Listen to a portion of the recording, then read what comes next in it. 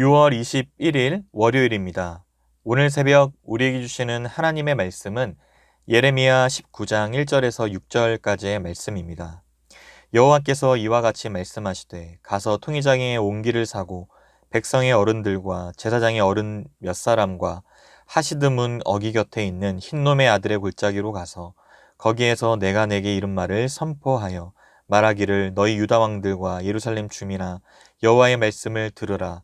만군의 여호와 이스라엘의 하나님이 이같이 말씀하시되 보라 내가 이곳에 재앙을 내릴 것이라. 그것을 듣는 모든 자의 귀가 떨리니 이는 그들이 나를 버리고 이곳을 불결하게 하며 이곳에서 자기와 자기 조상들과 유다 왕들이 알지 못하던 다른 신들에게 분향하며 무죄한 자의 피로 이곳에 채웠음이며 또 그들이 바알을 위하여 산당을 건축하고 자기 아들들을 바알에게 번제로 불살라 드렸나니 이는 내가 명령하거나 말하거나 뜻한 바가 아니니라. 그러므로 보라 다시는 이곳을 도벳이나 흰놈의 아들의 골짜기라 부르지 아니하고 오직 죽임의 골짜기라 부르는 날이 이를 것이라. 여호와의 말이니라. 아멘. 오늘 본문에서 하나님은 예레미야에게 흰놈의 아들 골짜기로 가라 하십니다. 먼저 1절과 2절을 보시면 토기장이의 옹기를 구입한 이후에 백성의 대표들과 함께 흰놈의 아들의 골짜기로 가서 거기서 하나님의 말씀을 선포하게 하십니다. 여기서 하시드문 어기 곁에 있는 흰놈의 골짜기라 말하는데 하시드문은 깨진 토기 조각의 문이라는 뜻을 가졌고 예루살렘 성벽의 위치에서 남쪽에 있는 흰놈의 아들 골짜기로 인도하는 문이었습니다.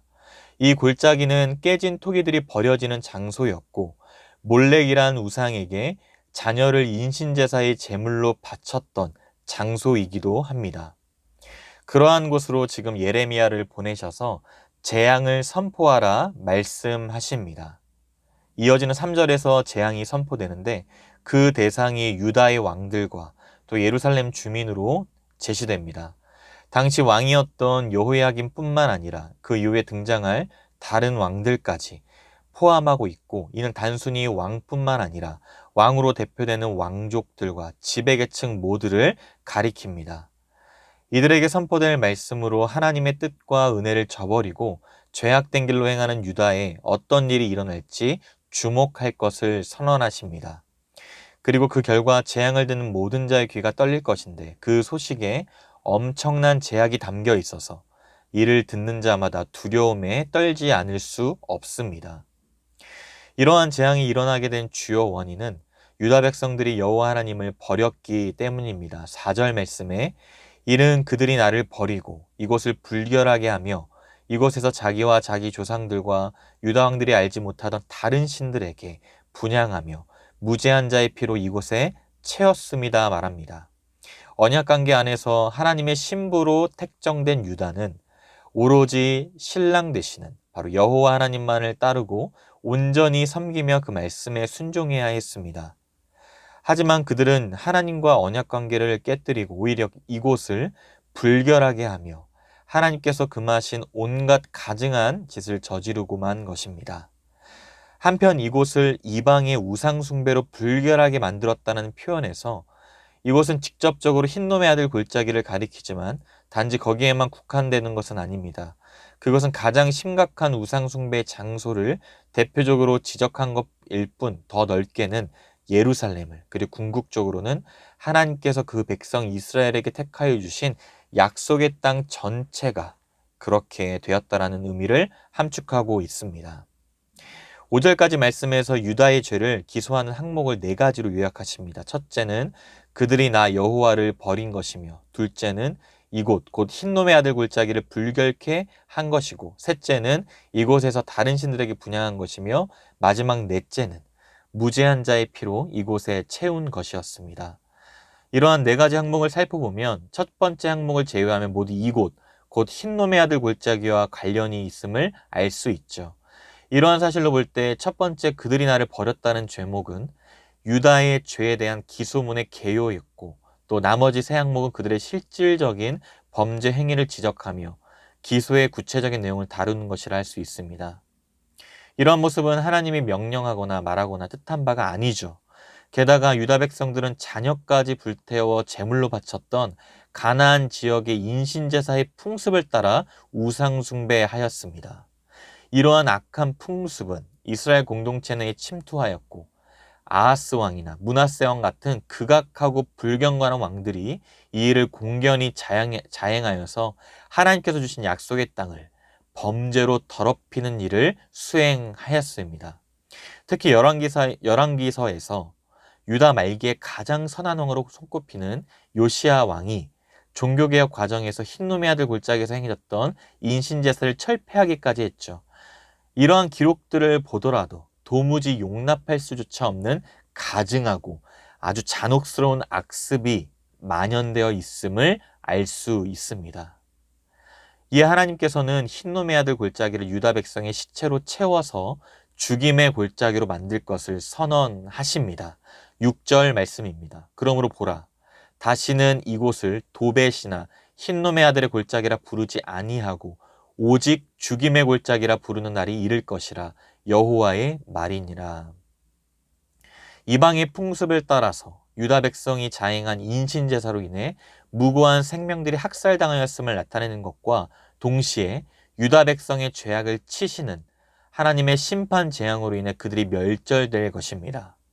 유다 백성들은 자신들의 행복, 안락, 안전을 위해서 자녀들을 죽음으로 모는 인신제사를 우상들에게 바침으로써 그들의 기대를 채우려는 헛된 행위를 벌여왔습니다. 그러나 그들에게 돌아오는 것은 생명이나 평안이 아니죠. 죽음과 파멸뿐입니다. 이 골짜기에서 수많은 유다 사람들이 시체가 버려지게 될 것입니다. 주전 586년에 예루살렘이 바벨론에 의해 함락될 때 자신들에게 결사항전한 예루살렘 사람들은 처형된 후 바로 이곳 흰놈의 아들 골짜기에 던져 불태웠다고 합니다. 결국 흰놈의 아들 골짜기는 그 본래의 이름 대신에 죽음의 골짜기로 불려지게 됩니다.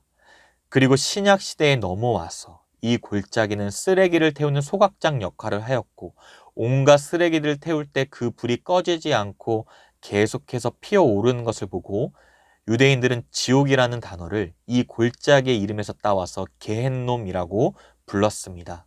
또한 흰놈의 골짜기 중심부에 아켈다마라는 피밭이 있었는데 가룟 유다가 예수님을 팔고 마음의 가책을 이기지 못해 스스로 목을 맨 곳으로 성경에 기록되어 있습니다. 결국 이곳은 죽음의 골짜기로 상징되고야 말았습니다. 인생의 후회는 후회하지 않으시는 하나님을 만날 때 비로소 풀리게 됩니다. 하나님의 은사와 부르심에는 후회하심이 없기 때문이겠죠. 하나님은 한 번 사랑하신 것을 후회하지 않으십니다. 자신의 아들을 십자가에 못 박히게 하더라도 우리 모두 사랑하기로 작정하신 것을 돌이키지 않으시는 하나님이십니다. 예수님을 부인한 후회의 대가보다 그 무게보다 예수님이 나를 붙드시고 지키시는 사랑이 더욱더 큼을 믿으시길 바랍니다. 예수님의 피의 무게 때문에 지옥에서 후회할 사망의 무게를 이기고 영생을 누리는 우리가 되었습니다.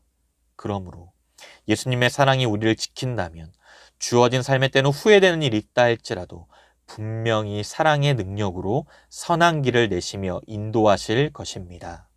주께서 내 삶을 지속시키심으로 후회하지 않고 계시기 때문에 우리의 소망은 여전히 변함이 없습니다.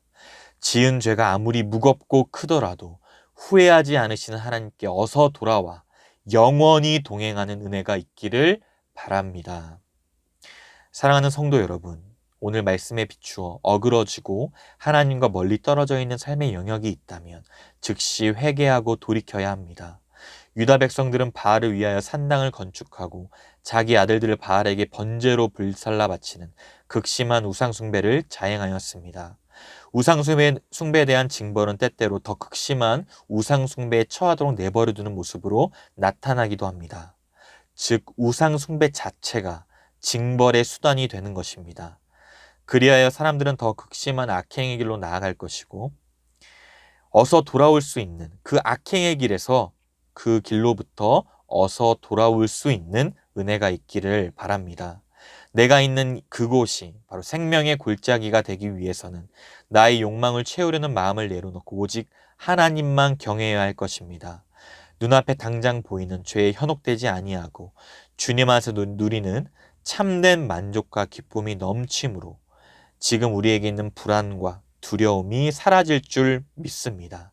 이 사실을 기억하여서 하나님의 말씀을 지켜 행하는 복된 삶이 되시기를 주님의 이름으로 축복합니다. 기도하겠습니다. 하나님 아버지, 크신 은혜와 사랑을 감사드립니다. 우리 자신의 욕망을 채우려는 마음을 내려놓고 오직 하나님을 경외함으로 말씀을 지켜 행하는 생명의 골짜기가 되게 하여 주시옵소서. 주께서는 결코 후회하지 않으시기에 죄로부터 돌이키는 은혜를 허락하여 주시고 주 안에서 누리는 참된 평안과 기쁨이 충만하게 하여 주시옵소서. 모든 두려움이 사라지게 하시고 오늘 우리의 삶을 붙드시고 신실하게 인도하시는 주님만 의지하도록 인도하여 주시옵소서. 감사드리며 살아계신 예수 그리스도의 이름으로 기도드리옵나이다. 아멘.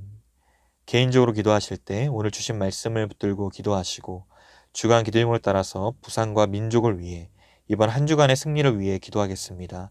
우리 한국교회의 영적 부흥을 위하여 말씀과 기도로 승리하는 이번 한 주간이 될 수 있도록 또 마지막으로 코로나19 신부산교회 공동기도문으로 함께 기도하시겠습니다.